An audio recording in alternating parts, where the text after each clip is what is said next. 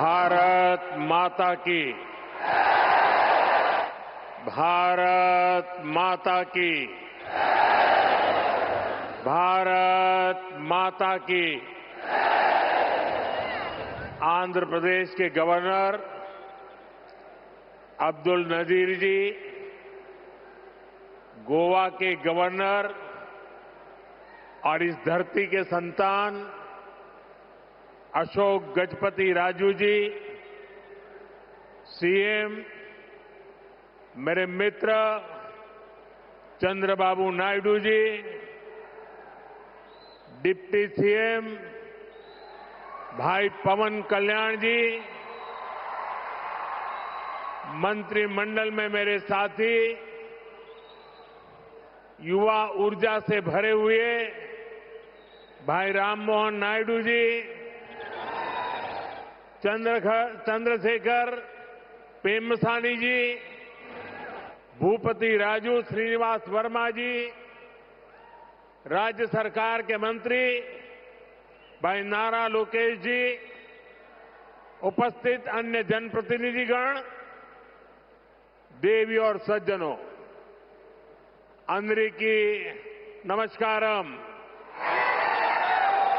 Andhra Pradesh governor Abdul Nazir గారికి, Goa governor Ashok Gajapati రాజు గారికి, మన ముఖ్యమంత్రి వర్యులు చంద్రబాబు నాయుడు గారికి, ఉప ముఖ్యమంత్రి సోదరులు పవన్ కళ్యాణ్ గారికి, మంత్రివర్గంలో నా సహచరులు రామ్మోహన్ నాయుడు గారికి, చంద్రశేఖర్ పెమ్మసాని గారికి, భూపతి రాజు శ్రీనివాస్ వర్మ గారికి, రాష్ట్ర ప్రభుత్వంలో మంత్రివర్యులు నారా లోకేష్ గారికి, ఇక్కడికి విచ్చేసిన ఇతర ప్రజాప్రతినిధులకు, నా సోదర సోదరీమణులకు అందరికీ కూడా నమస్కారం। साथियों, आज का दिन आंध्र प्रदेश के विकास के लिए, स्वर्ण आंध्र के विजन के लिए ये बहुत अहम है।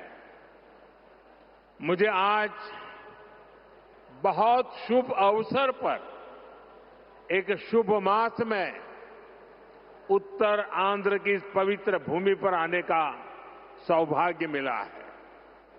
मैं सबसे पहले भगवान श्री वराह लक्ष्मी नरसिंह स्वामी के चरणों में प्रणाम करता हूं। मैं श्री कुर्मनाथ स्वामी और मां पोंडितल्ली अम्मवारू को नमन करता हूं। మిత్రులారా, ఈ రోజు ఆంధ్రప్రదేశ్ అభివృద్ధికి స్వర్ణాంధ్ర విజన్ కు ఎంతో కీలకమైన రోజు। ఈ శుభ సందర్భంగా ఈ పవిత్రమైన మాసంలో ఈ పవిత్రమైన ఉత్తరాంధ్ర భూమికి రావడం నాకెంతో సౌభాగ్యంగా భావిస్తున్నాను। ముందుగా శ్రీ వరాహ లక్ష్మీ నరసింహస్వామి వారి పవిత్రమైన పాదాలకు నా నమస్కారాలు అర్పిస్తున్నాను। అలాగే కూర్మనాథ స్వామి వారికి, అమ్మ పైడితల్లి అమ్మవారికి నమస్కరిస్తున్నాను। साथियों, आज यहां करीब 18,000 करोड़ रुपए की विकास परियोजनाओं का शुभारंभ, लोकार्पण और शिलान्यास हुआ है। एयरपोर्ट के साथ साथ ये प्रोजेक्ट आंध्र की रोड कनेक्टिविटी से भी जुड़े हैं। इनमें एनर्जी सिक्योरिटी से जुड़े प्रोजेक्ट भी हैं। ये विकास कार्य इस बात के प्रतीक है कि इस समय आंध्र किस स्पीड से आगे बढ़ रहा है। मैं आप सभी को इन प्रोजेक्ट्स की बहुत बहुत शुभकामनाएं देता हूं। మిత్రులారా, ఈ రోజు దాదాపు 18,000 కోట్ల రూపాయలు విలువైన అభివృద్ధి ప్రాజెక్టులు ప్రారంభోత్సవం మరియు శంకుస్థాపన చేసుకుంటున్నాం। ఎయిర్పోర్ట్తో పాటు ఈ ప్రాజెక్టులు ఆంధ్రప్రదేశ్లో రోడ్ కనెక్టివిటీని కూడా మరింత బలోపేతం చేస్తాయి। వీటిలో ఎనర్జీ సెక్యూరిటీకి సంబంధించిన ప్రాజెక్టులు కూడా ఉన్నాయి। ఈ ప్రాజెక్టులు ఆంధ్రప్రదేశ్కు ఎంత వేగంగా ముందుకు తీసుకొని వెళ్తున్నాయనడానికి ఒక నిదర్శనం। ఈ ప్రాజెక్టుల కోసం మీ అందరికీ నా హృదయపూర్వకమైనటువంటి శుభాకాంక్షలు। साथियों, आज का ये आयोजन नया इतिहास, नए रिकॉर्ड इसे रचने का भी है। आज एक और विकास के नए रिकॉर्ड बन रहे हैं, तो साथ ही ढीमसा डांस का सांस्कृतिक रिकॉर्ड भी रचा गया है। और ये चंद्रबाबू की विशेषता है कि उन्होंने 2 क्षितिजों को छुआ है। एक तरफ ऊंची आसमान को छूने वाली व्यवस्था, एयरपोर्ट का निर्माण, और दूसरी तरफ मेरे यहां के आदिवासी बहनों के द्वारा ढीमसा नृत्य का विश्व रिकॉर्ड बनाना। मैं चंद्रबाबू के इस विजन को विशेष रूप से सराहना करता हूं। మిత్రులారా, ఈ రోజు ఒక కొత్త చరిత్ర, ఒక కొత్త రికార్డును సృష్టించిన రోజు కూడా. ఒకవైపు అభివృద్ధిలో కొత్త రికార్డులు నమోదవుతున్నాయి, మరోవైపు దింసా నృత్యం కూడా ఒక సాంస్కృతిక రికార్డును సృష్టించింది. ఇది చంద్రబాబు నాయుడు గారి విశిష్టత అనేది నేను తెలియజేస్తున్నాను. ఈ రోజు చంద్రబాబు నాయుడు గారు ఒక 2 అంశాలని టచ్ చేశారు. ఒకటి నింగిని ఆకాశాన్ని అంటే ఎయిర్పోర్ట్ అయితే, మరొకటి గిరిజనుల సోదర సోదరీమణులతో ఈ రోజు దింసా నృత్యంతో ఒక రికార్డు సృష్టించారు. ఇది చంద్రబాబు నాయుడు గారి విజన్. దీనికి నేను హృదయపూర్వకమైనటువంటి అభినందనలు తెలియజేస్తున్నాను. 13,000 से ज्यादा आदिवासी बहनों और बेटियों की प्रस्तुति, उनका उत्साह, उनका अनुशासन और आदिवासी संस्कृति का गौरव, यह दृश्य वाकई अद्भुत था। इसमें देश की विविधता की झलक भी थी और पीढ़ी दर पीढ़ी सहेज कर रखी गई जनजातीय विरासत भी थी।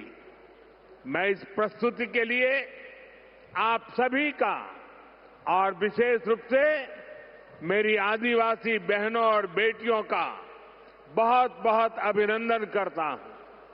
13,000 మందికి పైగా గిరిజన పిల్లలు మరియు సోదరిమణుల తాలూకా ప్రదర్శన, వారి ఉత్సాహం, వారి క్రమశిక్షణ మన గిరిజన సంస్కృతికి సంబంధించిన ఒక గౌరవం. ఈ దృశ్యం నిజంగా అద్భుతంగా అనిపించింది. దీనిలో మన దేశం తాలూకా వైవిధ్యత కనిపించింది. అలాగే తరతరాలుగా సంరక్షించబడిన గిరిజన వారసత్వం కూడా ప్రతిబింబించింది. ఈ అద్భుతమైన ప్రదర్శనకు మన గిరిజన పిల్లలకు, సోదరిమణులకు, అలాగే ఇక్కడ ఉన్న అందరికీ కూడా నా హృదయపూర్వక అభినందనలు తెలియజేస్తున్నాను. साथियों, ये धरती अल्लूरी सीताराम राजू की धरती है।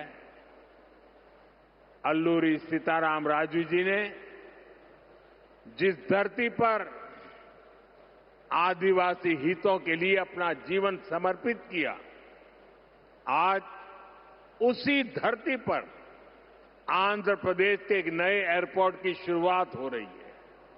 ये एयरपोर्ट आंध्र और उत्तर आंध्र की ग्रोथ का रनवे है। ये आंध्र के युवाओं के बेहतर भविष्य का लॉन्च पैड है। मैं आंध्र प्रदेश के लोगों को, देश के लोगों को बहुत बहुत बधाई देता हूं। మిత్రులారా, ఈ నేల అల్లూరి సీతారామరాజు గారి నేల. అల్లూరి సీతారామరాజు గారు ఈ గిరిజన హక్కుల కోసం తన జీవితాన్ని అంకితం చేశారో ఆ పవిత్రమైన భూమిపైనే ఈరోజు ఆంధ్రప్రదేశ్కు ఒక కొత్త ఎయిర్పోర్ట్ ప్రారంభమవుతుంది. ఈ ఎయిర్పోర్ట్ ఆంధ్రప్రదేశ్, ముఖ్యంగా ఉత్తరాంధ్ర అభివృద్ధికి ఒక కొత్త రన్వేగా పనిచేస్తుంది. ఇది ఆంధ్ర యువత యొక్క ఉజ్వల భవిష్యత్తుకు ఒక కొత్త లాంచ్ ప్యాడ్ లా పనిచేస్తుంది. ఈ సందర్భంగా ఆంధ్రప్రదేశ్ ప్రజలకు మరియు దేశ ప్రజలకు నా హృదయపూర్వక అభినందనలు. साथियों, पहले जब एयरपोर्ट बनते थे तो एयरपोर्ट के नाम एक ही परिवार के नाम पर चढ़ जाते थे। हमने इस परंपरा को बदला। हमने अयोध्या में एयरपोर्ट का नाम वाल्मीकि के नाम से जोड़ा। हमने पंजाब में संत रविदास जी के नाम से एयरपोर्ट का नाम जोड़ा। और साथियों, केंद्र की एनडीए सरकार ने निर्णय किया है कि इस नए एयरपोर्ट का नाम श्री अल्लूरी सीताराम राजू के नाम पर होगा। आंध्र प्रदेश का जो भी नागरिक इस एयरपोर्ट से यात्रा करेगा, देश और दुनिया का जो भी नागरिक इस एयरपोर्ट से यात्रा करेगा, उसे अल्लूरी सीताराम राजू जी के नाम से जनसेवा और राष्ट्र सेवा की प्रेरणा मिलेगी। మిత్రులారా, ఒక గతాన్ని మళ్ళీ గుర్తు చేసుకుందాం. ఒక సందర్భంలో భారతదేశంలో ఏ ఎయిర్పోర్ట్ నిర్మించినా ఒక్క కుటుంబం తాలూకా పేర్లే దానికి పెట్టేవారు. ఆ చరిత్రని మళ్ళీ ఎన్డీఏ ప్రభుత్వం తిరగరాసింది. అయోధ్యలో ఎయిర్పోర్ట్ ప్రారంభిస్తే దానికి వాల్మీకి గారి పేరు పెట్టాం. అలాగే పంజాబ్లో సంత్ రవిదాస్ గారి పేరుతోని ఎయిర్పోర్ట్ ని ప్రారంభించాం. అలాగే ఈ కేంద్ర ప్రభుత్వంలో ఎన్డీఏ కూటమి ఒక ముఖ్యమైన నిర్ణయం తీసుకుంది. ఈ కొత్త ఎయిర్పోర్ట్ కి అల్లూరి సీతారామరాజు గారి పేరు పెట్టాలనే నిర్ణయం తీసుకుంది. ఈ ఎయిర్పోర్ట్ ద్వారా ప్రయాణించే ప్రతి ఆంధ్రప్రదేశ్ పౌరుడు అల్లూరి సీతారామరాజు గారి పేరుతో ప్రజాసేవకు, దేశ సేవకు కూడా స్ఫూర్తి పొందుతారని తెలియజేస్తున్నాను. साथियों, बीते 12 इयर्स में देश के एविएशन सेक्टर ने असाधारण प्रगति की है। 2014 तक देश में केवल 74 एयरपोर्ट ऑपरेशनल थे। आज ये संख्या 166 है। एक समय था जब हवाई उड़ानें सिर्फ बड़े शहरों तक सीमित थी। एनडीए सरकार में आज छोटे शहर के साधारण लोग भी फ्लाइट से आ जा रहे हैं। మిత్రులారా, గత 12 సంవత్సరాల్లో దేశంలో విమానయాన రంగం ఒక అసాధారణమైన పురోగతిని సాధించింది.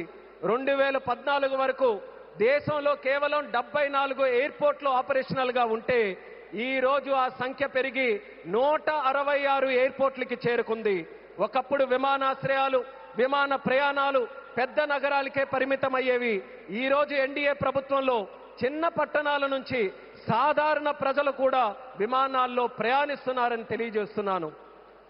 12 इयर्स में सिर्फ एयरपोर्ट की संख्या ही नहीं बढ़ी है।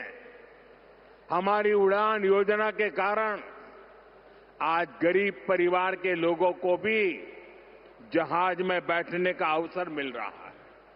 इस योजना ने गरीब से गरीब को अपना सपना पूरा करने में मदद की है। कुछ दिन पहले ही सरकार ने उड़ान योजना के दूसरे फेज की शुरुआत की है। इस पर भी 29,000 करोड़ रुपीस खर्च किए जाएंगे। మిత్రులారా, ఈ 12 సంవత్సరాల్లో కేవలం ఎయిర్పోర్ట్ తాలూకా సంఖ్య మాత్రమే పెరగలేదు. మన ఉడాన్ పథకం వల్ల పేద కుటుంబాలకు చెందిన ప్రజలు కూడా మొదటిసారి విమానంలో ప్రయాణించే అవకాశం వాళ్ళందరూ పొందారు. ఈ పథకం అత్యంత పేదవారికి తమ కలలు నిజం చేసుకునే అవకాశం కూడా కల్పించింది. కొద్ది రోజుల క్రితమే కేంద్ర ప్రభుత్వం ఉడాన్ పథకం తాలూకా ఫేజ్ 2ని కూడా ప్రారంభించింది. దీని ద్వారా దేశంలో 29,000 కోట్ల రూపాయలు ఖర్చు చేయబోతుందని తెలియజేస్తున్నాను. साथियों, एविएशन सेक्टर में देश ने एक और बड़ा माइलस्टोन हासिल किया है। कुछ ही दिन पहले काशी में जी स्पोक एयरपोर्ट मॉडल का शुभारंभ हुआ। आज वही मॉडल पंजाब के अमृतसर तक पहुंच गया है। इससे अमृतसर से 25 से ज्यादा इंटरनेशनल डेस्टिनेशन जुड़ जाएंगे। मैं इस उपलब्धि के लिए आंध्र की इस धरती से पंजाब के लोगों को भी बधाई देता हूं।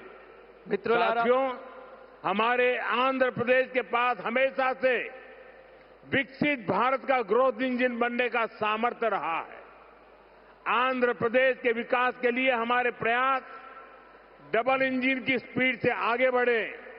इसके लिए मैंने आंध्र के लोगों से डबल इंजन सरकार का आशीर्वाद मांगा था और आज चंद्रबाबू नायडू जी के नेतृत्व में, पवन कल्याण जी के नेतृत्व में एनडीए की पूरी टीम आंध्र प्रदेश के लिए डबल स्पीड से काम कर रही है। మిత్రులారా, విమానయాన రంగంలో దేశంలో మరో పెద్ద మైలురాయిని మనం సాధించాం. కొద్ది రోజుల క్రితమే కాశీలో ప్రారంభమైన స్పోక్ ఎయిర్పోర్ట్ మోడల్ ఈ రోజు పంజాబ్లోని అమృత్సర్ వరకు కూడా విస్తరించింది. దీంతో అమృత్సర్లో 25కి పైగా అంతర్జాతీయ గమ్యాలకు నేరుగా కనెక్ట్ అవ్వడానికి అవకాశం కలిగింది.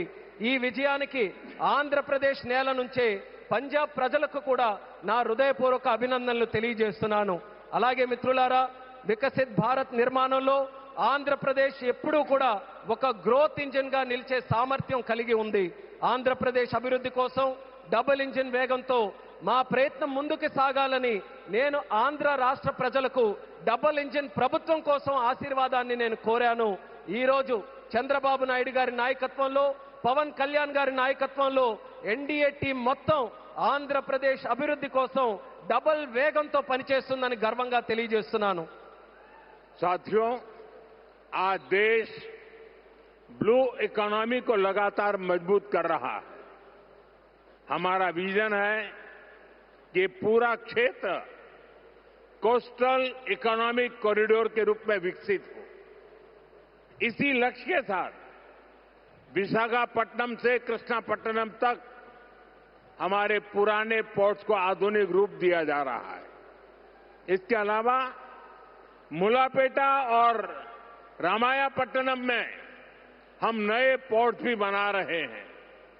మిత్రులారా, ఈ రోజు దేశం బ్లూ ఎకానమీని నిరంతరం బలోపేతం చేస్తుంది. మా విజన్ ఈ మొత్తం ప్రాంతాన్ని ఒక కోస్టల్ ఎకనామిక్ కారిడార్ గా అభివృద్ధి చేయడం. ఈ లక్ష్యంతో విశాఖపట్నం నుంచి కృష్ణపట్నం వరకు మన పాత పోర్ట్స్ అన్నిటినీ కూడా ఆధునీకరిస్తున్నాం. అదే సమయంలో మూలపేట మరియు రామయ్యపట్నంలో కొత్త పోర్ట్స్ ని కూడా మనం నిర్మించబోతున్నాం. साथियों, पोर्ट डेवलपमेंट के साथ साथ पूरे आंध्र में हाईवे और एक्सप्रेसवे का नेटवर्क तैयार हो रहा है. विशाखापट्टनम रायपुर एक्सप्रेसवे जैसे प्रोजेक्ट इस पूरे क्षेत्र को रफ्तार दे रहे हैं. మిత్రులారా, పోర్టుల అభివృద్ధితో పాటు ఆంధ్రప్రదేశ్ మొత్తం హైవేస్, ఎక్స్ప్రెస్వేస్ నెట్వర్క్ ని విస్తృతంగా పెంచుకుంటూ పోతుంది.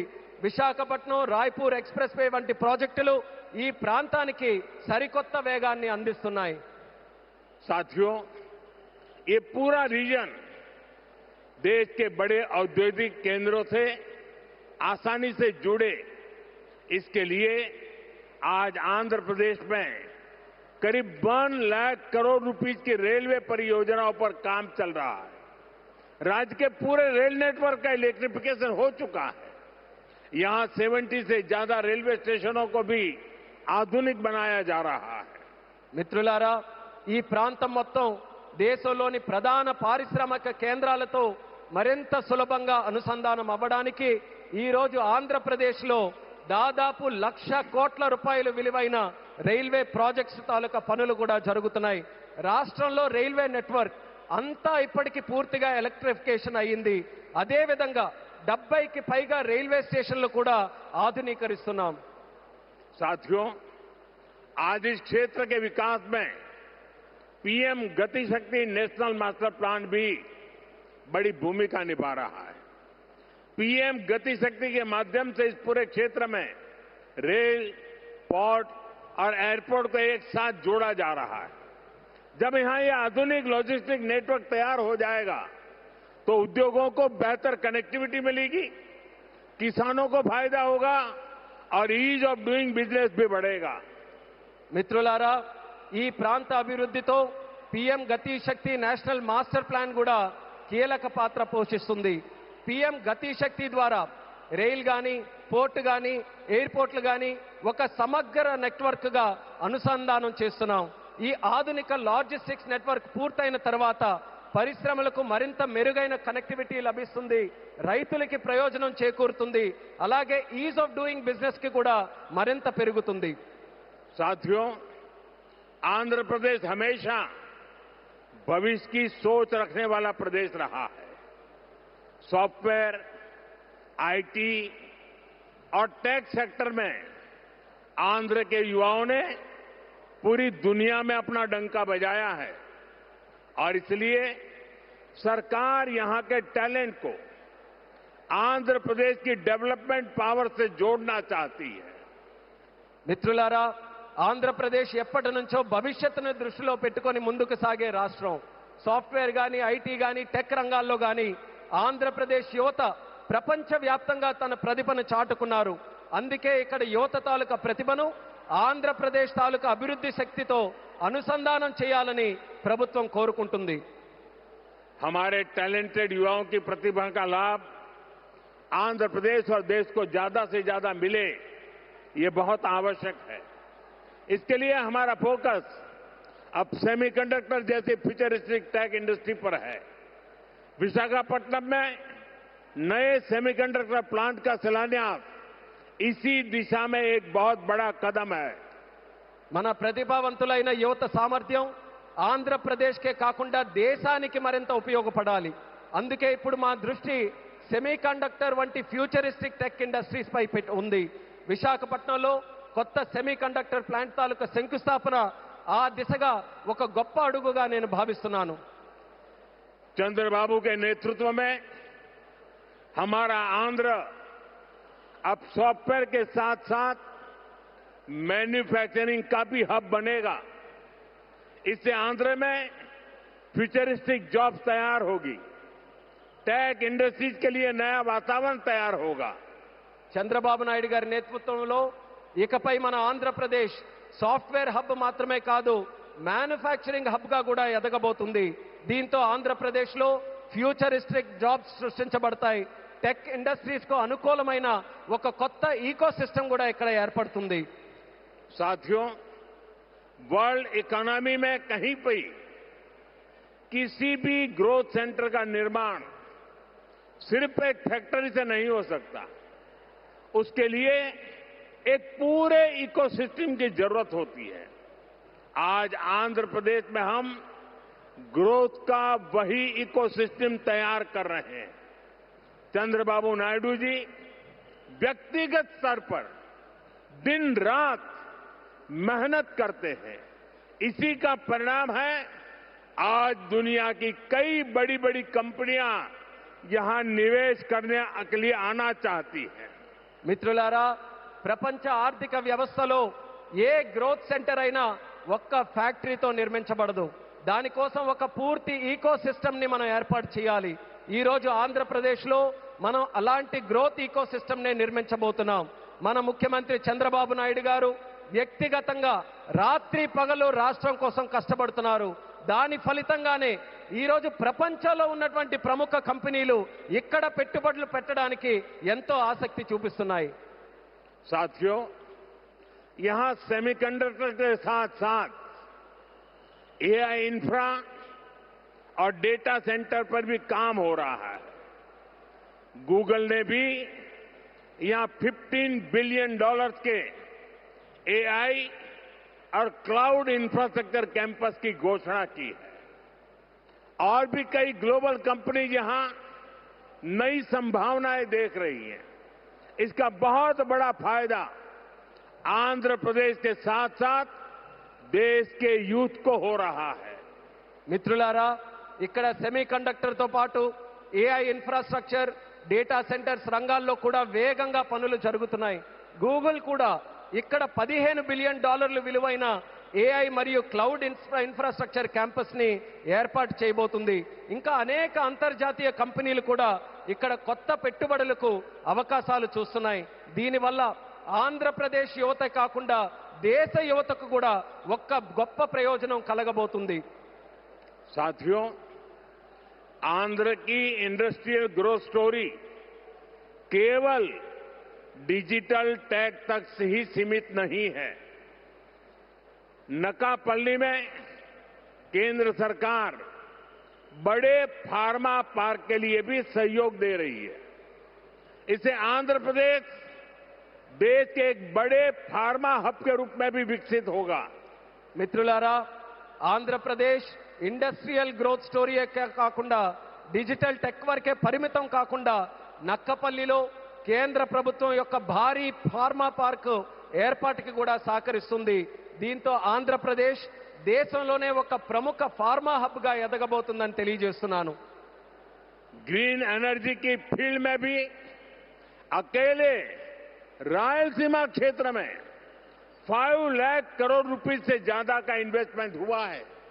मैं आज आंध्र प्रदेश के आप सभी लोगों को फिर विश्वास दिलाता हूं, हमारी सरकार ऐसी हर संभावनाओं को साकार करने के लिए दिन रात ये डबल इंजन सरकार काम करती रहेगी।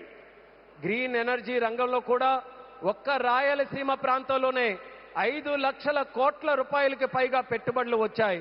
ఈ రోజు ఆంధ్రప్రదేశ్ ప్రజలందరికీ నేను మరోసారి హామీ ఇస్తున్నాను, ఇలాంటి ప్రతి అవకాశాన్ని నిజం చేయడానికి, ఆ కలని సాకారం చేయడానికి మా ప్రభుత్వం, ఈ డబుల్ ఇంజిన్ ప్రభుత్వం రాత్రి పగలు కృషి చేస్తూనే ఉంటుందని తెలియజేస్తున్నాను.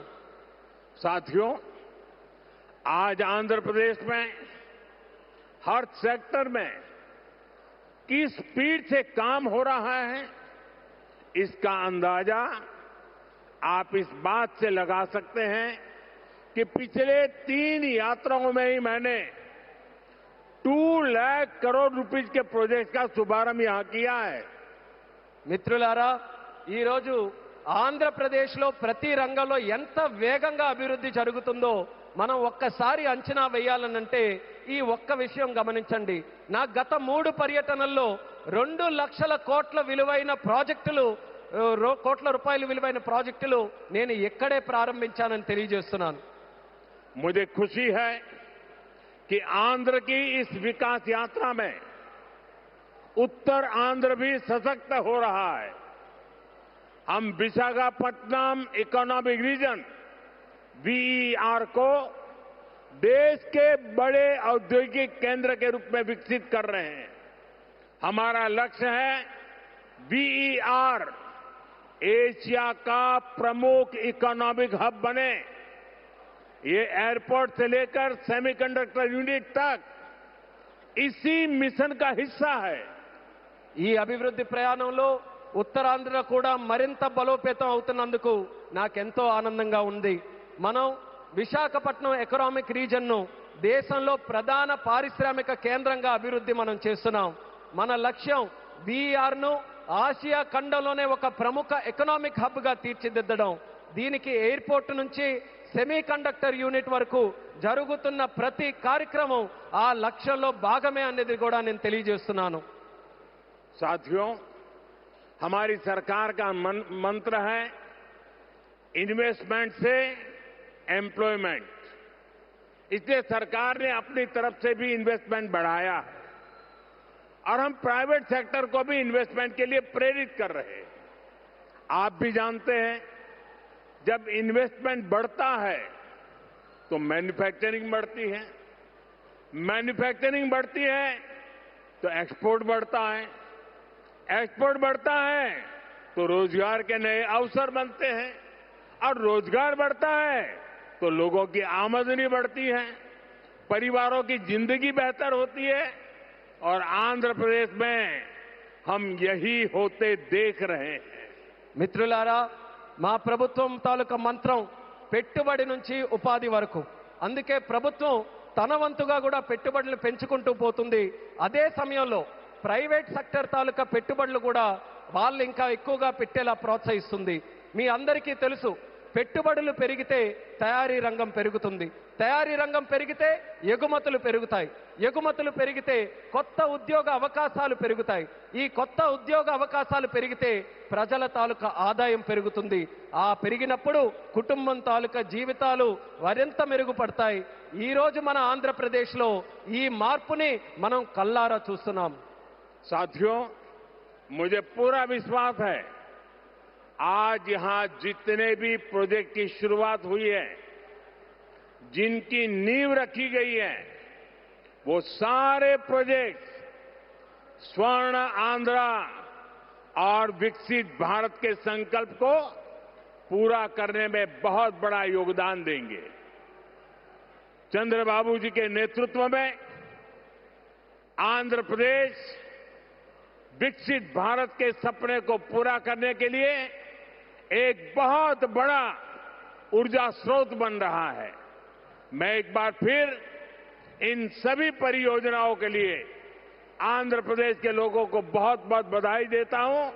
बहुत बहुत धन्यवाद। మిత్రులారా, ఈ రోజు ప్రారంభమైన శంకుస్థాపన జరిగిన ప్రతి ప్రాజెక్టు కూడా స్వర్ణాంధ్ర మరియు వికసిత్ భారత్ సంకల్పాలను సాకారం చేయడంలో ఎంతో గొప్ప పాత్ర పోషిస్తుందనే నమ్మకం నాకుంది. మరి చంద్రబాబు నాయుడు గారి తాలూకు నేతృత్వంలో ఆంధ్రప్రదేశ్ రాష్ట్రం వికసిత్ భారత్ విజన్ కు ఒక పెద్ద శక్తిగా ఉజ్వలిస్తుంది. మరోసారి ఈ అన్ని ప్రాజెక్టుల సందర్భంగా ఆంధ్రప్రదేశ్ ప్రజలందరికీ నా హృదయపూర్వక అభినందనలు, అలాగే ఇక్కడికి విచ్చేసిన సోదర సోదరీమణులకి నా హృదయపూర్వక ధన్యవాదాలు తెలియజేసుకుంటూ నమస్కరిస్తున్నాను. भारत माता की जय, भारत माता की जय, भारत माता की जय. बहुत बहुत धन्यवाद.